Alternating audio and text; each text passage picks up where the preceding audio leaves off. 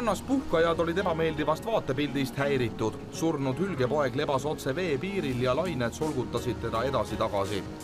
Nii mõnigi linnainimene arvas, et hülgepoega peaks iga hinna eest elustama hakkama. Teiste sooviks oli jälle, et koolnud elukas võimalikult kiiresti minema toimetataks.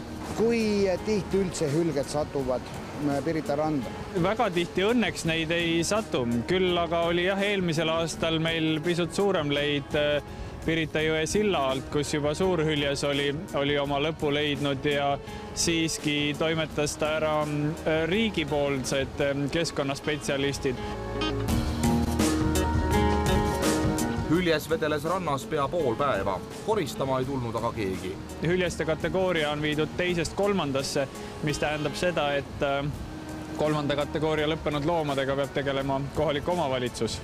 See tähendab, et Tallinna linn ja tööjaotuslikult Tallinna Keskkonnaamet ja siis tema lepingupartner, kelleks täna on loomade hoiupaik ja neid on sellest leiust informeeritud, eks nad nüüd peavad leidma siis oma vahendid, kuidas see loom siit ära viia. Esimene hirm oli see, et loom on suur ja selleks on vaja suuremat tehnikat, aga tegu on hülgepojaga ja ma arvan, et selle saab siit suhteliselt kerge vaevaga kätte.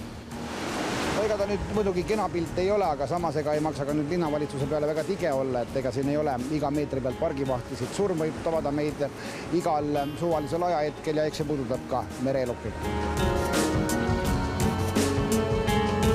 Tallinna linnal on kohaliku varjupaigaga leping ja viimane peab surnud linnud loomad linnaruumist ära koristama.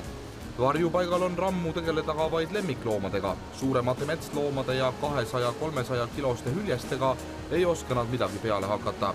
Lisaks pole neil ka kohta, kus hülgevolaskeid hoida.